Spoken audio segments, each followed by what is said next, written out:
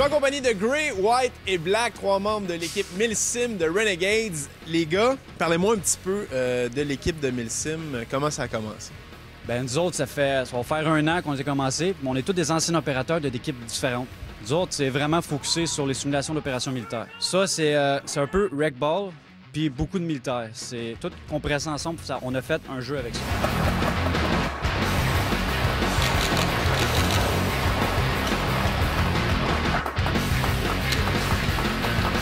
On a une certaine drill, une certaine code de conduite à suivre, vu qu'on a des règlements préétablis là-dessus. Donc, les règlements dans le Milsim, qu'est-ce qui va différencier justement une gang qui fait du Milsim d'une gang qui fait du Rec Ball justement dans le bois pour le fun? Le Rec Ball, c'est plus le style de jeu comme capture de flag ou affaires de même. Quand il se tire dessus, il faut que la personne lève les mains et sorte du terrain. Mais Milsim, nous autres, c'est plus des règlements vraiment focusés sur le militaire. Si la personne se fait toucher, exemple à une jambe, la personne s'assied à terre, peut se déplacer le couvert le plus proche et une personne qui est prédésignée médic va appliquer les secours sur la personne pendant que cette personne-là est en train de créer au meurtre. Vraiment aller de la simulation la plus poussée possible.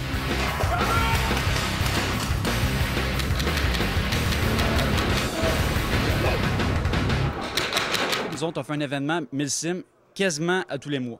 Tout ça grâce au gros terrain extérieur que le Scorpion de Paintball ont.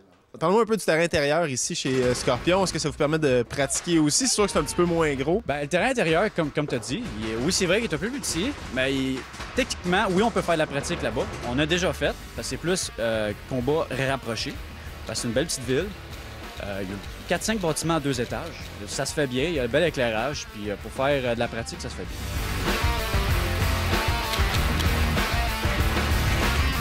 Bon, les gars, on a parlé d'entraînement. Vous avez des exercices. Ben nous, on en a un à vous proposer. Vous savez, des fois, dans les films, on voit ça en entraînement. Il y a des cibles qui apparaissent. Puis là, les gens, faut les viser. Nous autres, on n'a pas de budget. Là.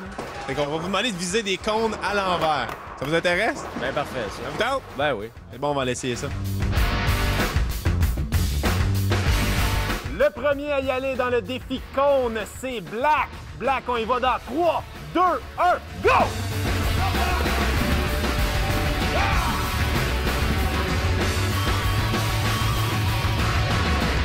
Black est avec moi, son meilleur temps, 23 secondes, bonne performance. Comment tu qualifierais justement ce que tu as fait aujourd'hui? Bon, mais j'aurais pu faire mieux. Pourquoi tu aurais pu faire mieux? Disons que dépend de la température, même si c'est de la bonne balle, souvent, à cause de l'humidité, ça fait que dans le canon, les balles, vu qu'on a nous autres, on marche avec des marqueurs avec un cyclone, ça pousse les balles, puis la pression, souvent, ça éclate dans le canon. Fait qu'on se ramasse qu'on tire des balles avec du jus, avec la précision, et puis là... Le pointeur laser dans un exercice comme ça, là, c'est... un petit peu triché, là. Le deuxième à y aller dans le défi cône, c'est White. White, on y va dans 3, 2, 1, go!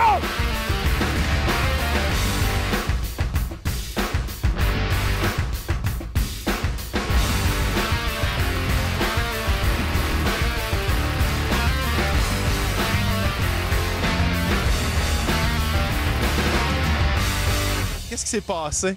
Bon, ben, je peux dire que j'ai eu de la misère avec les balles. Ça a chopé au canon. C'est ce qu'on dit pour les problèmes de balles. Puis il a fallu jouer l'autre. Fait que ça m'a pas aidé non plus. Gray, on y va dans 3, 2, 1, go, go, go!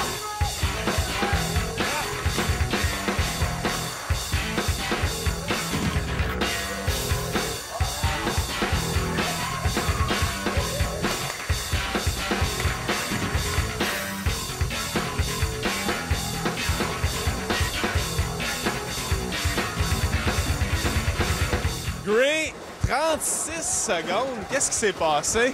J'ai de la misère un peu avec mon marqueur. Les balles, ils éclataient avant de se rendre au bout du canon. Il y en avait un aussi de bien caché. J'étais obligé de revenir sur mes pas pour voir. On y va dans 3, 2, 1, go!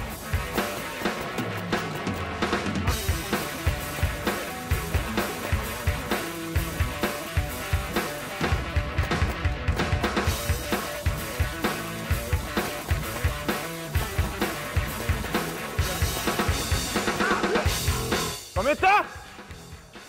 Écoute, faut que je le dise, j'ai été très bon. Comment t'expliquerais ça? Talent naturel, sûrement.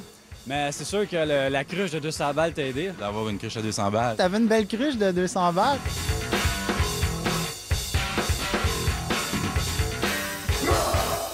Pour une rare fois, À Paintball TV, je pense même que c'est une première. J'ai gagné un défi! Est-ce que je suis déjà à la hauteur des Renegades? Sur le terrain, il faudrait voir. Merci beaucoup, les gars. Un autre bon exemple qu'au paintball, avec un peu d'imagination, on peut toujours s'inventer des nouveaux défis.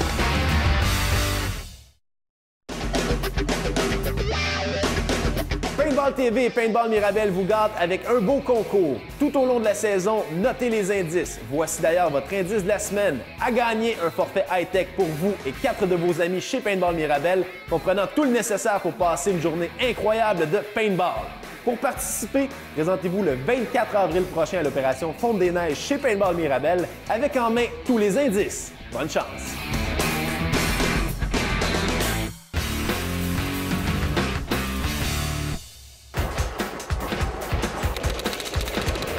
Vous regardez toujours Paintball TV. On est chez Scorpion Paintball en compagnie de notre expert Wissam.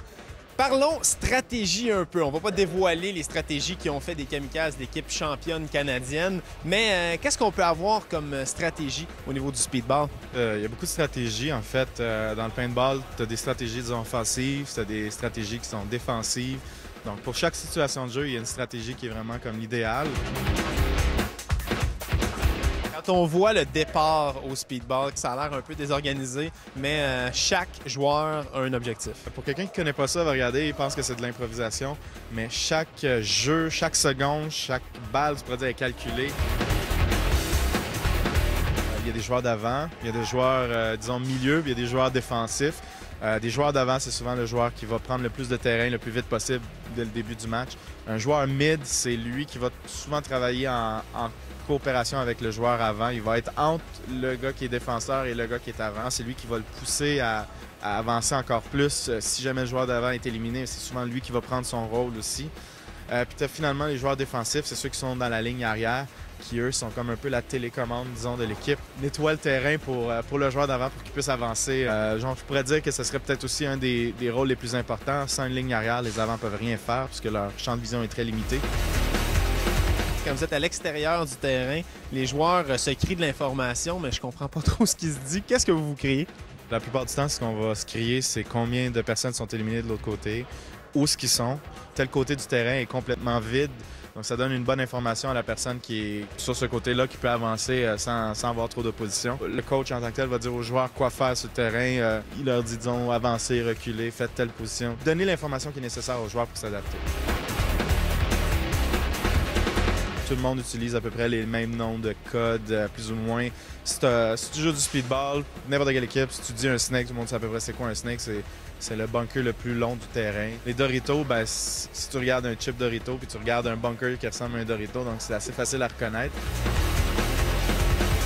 C'est souvent des niaiseries qui semblent en pratique, mais à force de répéter le même mouvement, la même stratégie, tu vas gagner peut-être un point, puis ce point-là va faire que tu peux gagner une coupe ou tu peux en perdre une. Wissam, tu travailles sur quelle stratégie pour 2011? Ah, ben, la stratégie de gagner, tout simplement. J'aime ça. Merci beaucoup, Wissam. C'est bon. La chronique performance vous est présentée par la boutique Impact Pro Shop. C'est la chronique performance Impact Pro Shop. Steve, il y a une situation qui arrive parfois sur le terrain qui n'est pas très agréable. Une balle qui éclate dans le marqueur. Mais aujourd'hui, tu nous présentes 3 technologies qui réduisent les risques d'avoir une balle qui brise dans le marqueur. Oui, on va commencer par le marqueur, les marqueurs électroniques.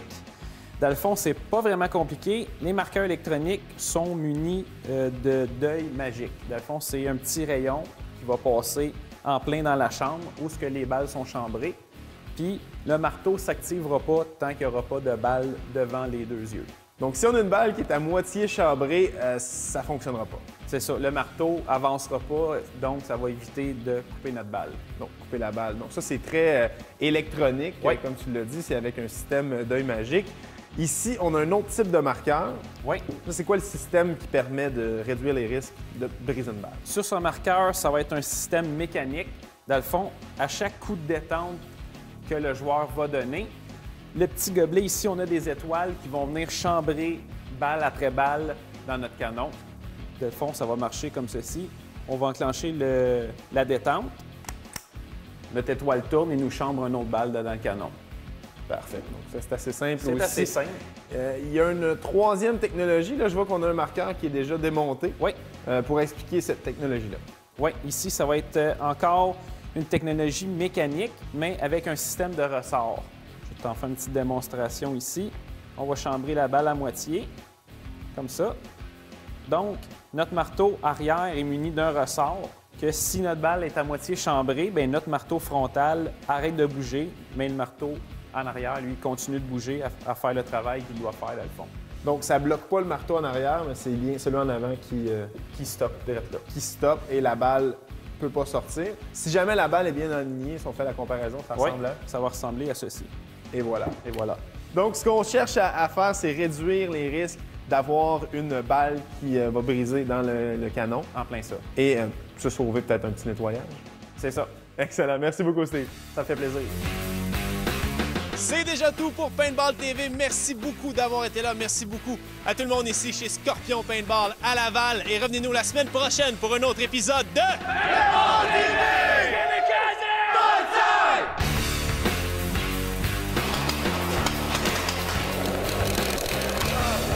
C'est pas agréable. C'est pas...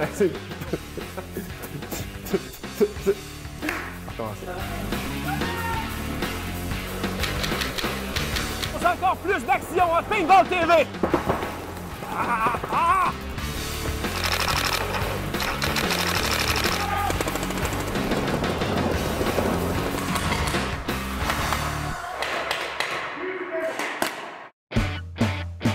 Cette émission vous a été présentée en collaboration avec Paintball Mirabel et grâce à la participation de la boutique Impact Pro Shop.